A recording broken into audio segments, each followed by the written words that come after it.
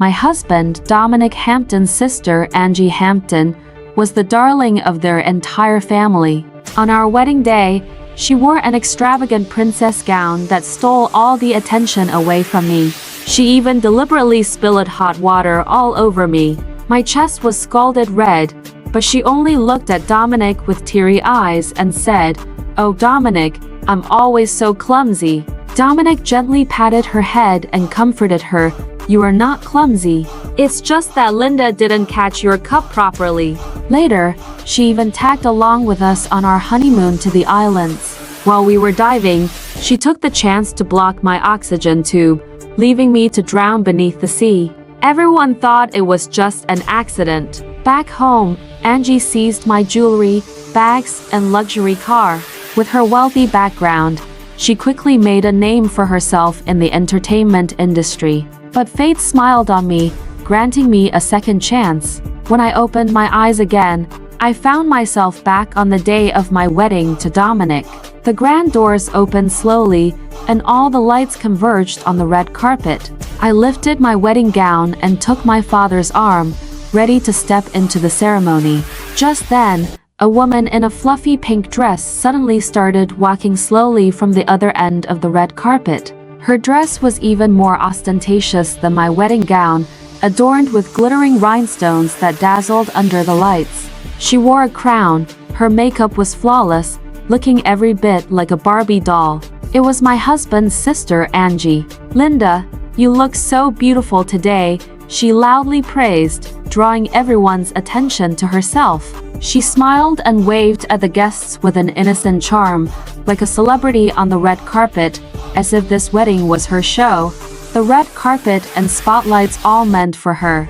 Then, she opened her arms as if wanting to embrace me. In my past life, she took the opportunity during this hug to tear off my veil and undo the zipper at the back of my dress, making a spectacle of me on the red carpet. Afterward, Angie feigned an apology and stood to the side, watching me squirm in embarrassment. When the flower petals began to fall, she just so happened to be standing in the shower of flowers, striking various sweet and elegant poses. The carefully planned entrance ceremony was completely ruined. Dominic and I hurriedly exchanged rings. Dominic's mother was thoroughly pleased with Angie's beauty and grace. This time, just as Angie was about to hug me, I swiftly took a small blade from my father's pocket and warmly approached her.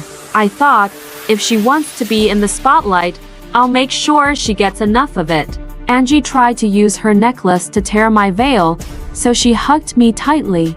Holding the blade, I silently made a few quick slashes along the side of her chest. As she attempted to unzip my dress, her princess gown suddenly slipped down, revealing her chest. A wave of hushed whispers rose from the crowd below. Angie hastily pulled up her dress. She tried to zip it up, only to find that the side of her dress had been slit open. How did this happen? To show off her figure, she had chosen a tight-fitting gown.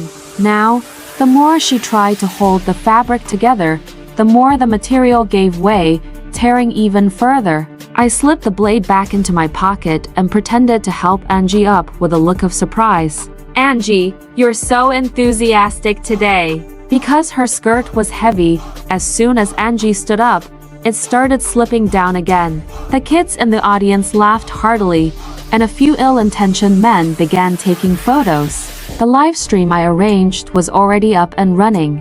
"Don't do that." "Stop it, please," Angie pleaded, her shoulders hunched in mortification. So, she did know how humiliating it was to be embarrassed in front of everyone.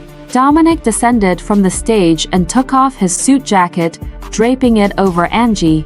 "Angie, go change your clothes first." Angie looked up at the petals piling overhead, hoping to grab attention again when the petals fell, but with her dress ruined, she had no choice but to leave in frustration. My father placed my hand into Dominic's. "Dominic, I've known you since you were a child, and I have faith in you. I hope you and Linda have a happy, blessed life together." My father and Dominic's father were once teachers at the same school. Later, my father resigned and went into business, but they remained good friends. This marriage was strongly encouraged by both sets of parents. Under the witness of the officiant and guests, Dominic placed the diamond ring on my finger. At that moment, the flower petals began to drift down, creating an incredibly romantic scene. Dominic was handsome. Though his job didn't pay much, it was stable and respectable. To put my father's mind at ease, I tried to open my heart to him. But as I gazed deeply at Dominic, his eyes were not on me. He kept glancing backstage, where Angie had just left. I squeezed his hand, and he finally snapped out of it. "Sorry, Linda. Angie's always been clumsy and can't take care of herself. I'm worried she won't know where to find her clothes." I rolled my eyes. I thought, Angie is already 26. Does she really need her brother to help her find clothes? Before I could complain further, Angie was already at the small side door backstage, waving at Dominic. "Dominic, come here." Dominic let go of my hand and strode toward Angie. Watching his retreating figure, I thought, how did I not notice in my past life how close they were?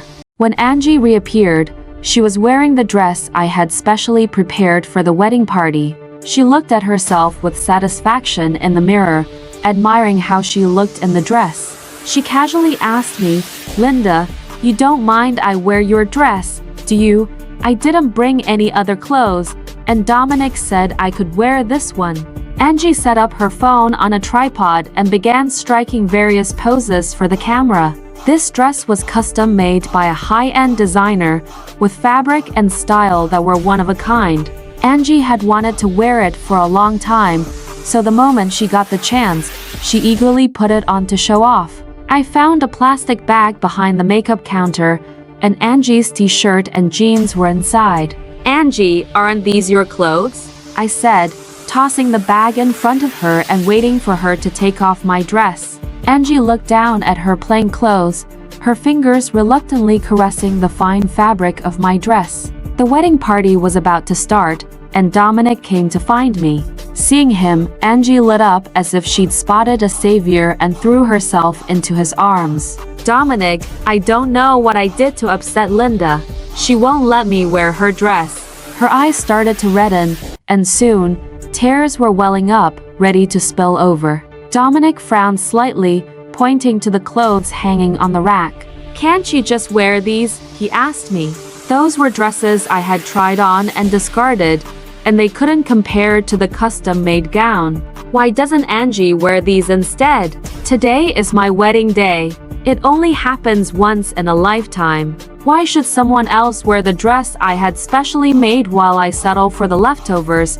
Angie hid behind Dominic, quietly sobbing. "I'm sorry, Dominic. I'm just too silly. I didn't know I was wearing Linda's favorite dress. I'll take it off right now." She began tugging at the buttons on the dress with exaggerated emotion. She deformed the original exquisite diamond buttons, making them hang loosely on the dress. Clearly, she didn't want me to wear this dress as well. Dominic soothed her as if calming a child, his voice gentle and low. When he spoke to me, he was always polite but rarely showed any real emotion. I used to think he was just stoic and emotionally stable, but now, watching him comfort Angie, I realized he had a sensitive, caring side too. However, he had never shown that side of him to me. "In that case, let Angie wear the dress and take my place to attend the party with you." I lifted my wedding gown and sat down on the sofa. "Linda," Dominic's tone became impatient. "Stop this nonsense. You are the bride. How do you think the guests outside will react to this?" I let out a cold laugh, thinking, he's finally realized that I am the bride today. Angie is still a child. Don't hold it against her. If it makes you feel any better, I'll apologize to you on her behalf. His tone wasn't apologetic at all. It was more like he was blaming me for being unreasonable. I looked at him and Angie, my thoughts drifting to the wedding gift my father had prepared for me. Angie reluctantly took off the dress she had messed up. She turned and carefully chose another unique-looking dress.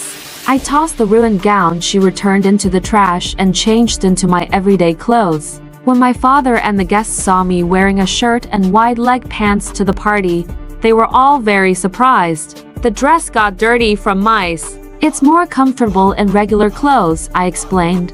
Angie, who followed me out, looked embarrassed but couldn't say anything. She spotted a waiter bringing over a pot of hot water, and a sly smile crept onto her lips. I knew she was planning to pull the same prank from my previous life. Sure enough, she filled a cup to the brim with hot water and carefully handed it to me. Linda, I apologize for what just happened. Here, have some water. She looked sincere, as if she genuinely wanted to make amends. Dominic nudged me with his elbow, signaling for me to take the cup. I knew that if I reached out, Angie would accidentally spill the hot water on my chest. The burn from last time took me 2 months to heal. I turned and walked over to my father's business associates and greeted them. Angie had no choice but to follow me, and the hot water scalded her fingers, making her wince. At this table sat CEOs of companies worth tens of billions of dollars. Dominic's mother wanted Angie to make a good impression on them, hoping she might marry into a wealthy family someday. I introduced Angie to them. This is my husband's sister, Angie. She's pursuing a master's in art and will be a great artist in the future. Angie, go ahead and offer a toast to these respected gentlemen. I picked up the kettle and kept refilling her cup with hot water. As the water spilled over the rim, Angie could only grit her teeth and endure it. By the time she had greeted everyone at the table, her fingers were covered with blisters. Dominic was heartbroken, but there was nothing he could say. As soon as the wedding ended, we returned to the villa my father had gifted me. Dominic said it was close to Angie's school, so he suggested she move in with us. The moment we opened the front door, Angie's mouth dropped open in surprise, and she immediately started snapping pictures with her phone. Dominic, this is perfect. This is going to be our home from now on, she exclaimed. Our home? I thought. Don't get too excited just yet. I sent a message to my lawyer, Pearson Diaz, asking him to draft a prenuptial agreement. My father's wedding gifts to me included 3 tech companies, a Porsche, and this sprawling villa. The jewelry left by my mother after her passing was also in my custody. In my last life, I trusted Dominic and didn't bother dividing up the assets.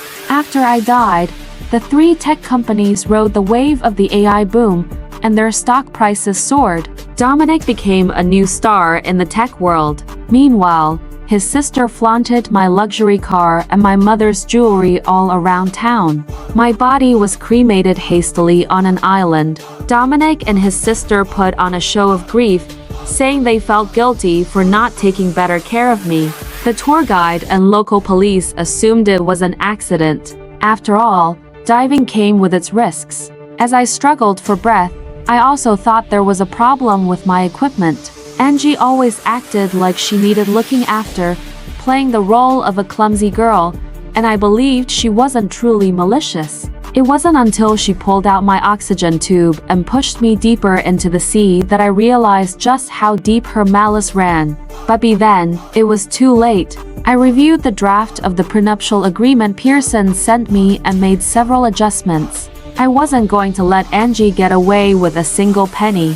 After his shower, Dominic came over, wrapped in a towel, and tried to embrace me. He kissed me as a matter of routine. Suddenly, a scream came from the next room, and Dominic immediately pulled away from me, rushing toward Angie's room. Angie stood there in a nightdress that barely covered her thighs, her hair still wet. Dominic, the water from the heater here is scalding hot, she whimpered, extending her hand where the blisters from the morning wear starting to turn red. Can you help me adjust it, please? Dominic attended to her, applying ointment and adjusting the water heater in the bathroom. By the time he returned, I was already asleep.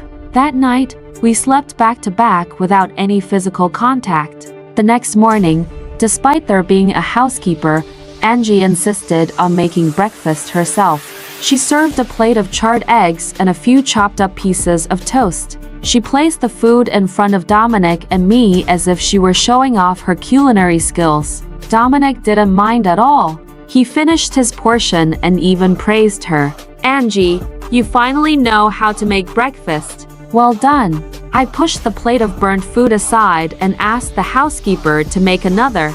Dominic, sign this, and then we'll go register our marriage. I slapped the printed prenuptial agreement on the table. Angie grabbed the document first, reading it word by word. Prenuptial agreement, she sounded out slowly.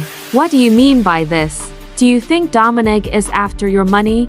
She put on a righteous act, defending Dominic, but her eyes betrayed a flicker of panic at having her lie exposed. That's not it. The company's finances are tight lately. I'm just worried about dragging Dominic into debt, so it's better to separate things in advance. Currently, the market didn't have high expectations for those three companies, and the financial reports were a mess. Dominic skimmed through the document and said it was fine. He claimed he was willing to share everything with me. Then at least put up $5 million, just in case, I said, tapping my fingers on the table, closely observing his and Angie's reactions. Dominic frowned, lost in thought, seemingly trying to figure something out. Angie whispered a few words in his ear. Shortly after, Dominic picked up the pen and signed. After we got married, Dominic went to work, and I headed to my company as usual. In the afternoon, my secretary, Zoya Flores, slipped into my office, holding her phone. Mrs. Hampton, isn't this influencer's dress the same as your wedding gown? I took the phone and saw an influencer named Sunshiny Angie posting 9 selfies. In the pictures, she was wearing my wedding dress. The background was the hotel where I'd held my wedding. The photos had so many filters I almost didn't recognize Angie. As I was looking, I noticed she'd posted a new update. The caption read, "My diamonds are shining bright," accompanied by a selfie of her wearing a pink diamond necklace. Her followers were commenting in awe. That pink diamond used to belong to a princess, right? It's worth at least tens of millions of dollars. Who would have thought Angie is actually loaded? Look at the bottom left corner of the picture. Isn't that a painting by that famous artist? Oh my, it really is. How much would that have cost? She's so humble. Who would have known she's got such wealth? That pink diamond necklace was my mother's, carefully stored in the jewelry room. I thought to myself, Angie really isn't holding back, is she? When I got home, I noticed the necklace had been returned to its original place. I contacted the security company and had tiny trackers installed on each piece of jewelry. The next day, Zoya informed me that Angie had taken pictures wearing a white pearl bracelet. She had practically worn and flaunted every single one of my mother's pieces of jewelry and bags. Once, she even carried a limited edition Kelly bag, which caused quite a buzz online. After all, the famous actress Claudette Greville had been trying to get that exact style but never managed to, while Sunshiny, just a minor influencer, somehow owned not one but 2. Riding on this wave of attention, Angie's follower count skyrocketed by 1 million. She fashioned herself as the daughter of some mysterious tycoon. I showed the photos to Dominic. He didn't seem to see any problem. Angie's always loved these things since she was a kid. She's just borrowing your stuff for a bit. But she didn't ask for my permission, I replied. Dominic took 2 steps back, looking as if he were deeply disappointed in me. Linda, we're family now. Why make a fuss over such trivial things? Angie might not be the brightest, but she's innocent and kind. Why can't you try to accept her? Dominic's words made me feel sick. I insisted we have a serious talk. All right, Linda, now that we're married, we're a family. As a family, you should look out for her. Can you do that? I was completely disillusioned with Dominic. Just then, Zoya messaged me. Claudette had finally obtained the Kelly bag she had longed for. In the photo, Claudette posed with Angie. The caption read, "Thanks, Angie, for the lovely gift." To worm her way into the entertainment industry, Angie had set her sights on my personal belongings. 2 weeks later, Angie triumphantly announced she had landed the role of the 3rd female lead in a star-studded TV drama. Miss Greville personally recommended me to the director. We have quite a few scenes together, she bragged. Her fans were thrilled. They claimed that Angie came from a powerful family and had never bothered to enter the entertainment industry before because she didn't need to. They said she was talented, so the moment she joined a project, she was already acting alongside an award-winning actress. Some die-hard fans even followed Angie to the villa. Once photos of the villa were posted, it only further confirmed Angie's image as a wealthy heiress. However, someone also caught a picture of me heading out for work. That day, I was attending a business dinner, and I wore a full set of Cartier jewelry. Angie's fans immediately launched an attack against me. Isn't that Angie's jewelry? Who is this woman, and why is she flaunting Angie's things like that? She must have snuck them out while Angie wasn't home and wanted to show off. Angie casually replied in the comments, "Thanks for your concern, everyone. She's just the housekeeper, and it's okay to let her borrow them." Many replied underneath, "Angie, you're so kind. Do you need another housekeeper? I'd love to work for you." On the first day of shooting, Angie drove my father's gifted Porsche to the press conference, making quite the grand entrance. Even Claudette greeted her with a warm smile. Although Angie was only the third female lead, she managed to steal the spotlight from the main actress. During the group photo session, Angie pretended to be clueless about where to stand, wandering around aimlessly. In reality, she firmly positioned herself in the center, causing quite a bit of discontent among the other top actors. At that moment, I called the police and reported that luxury bags and a car worth millions of dollars had been stolen from my home.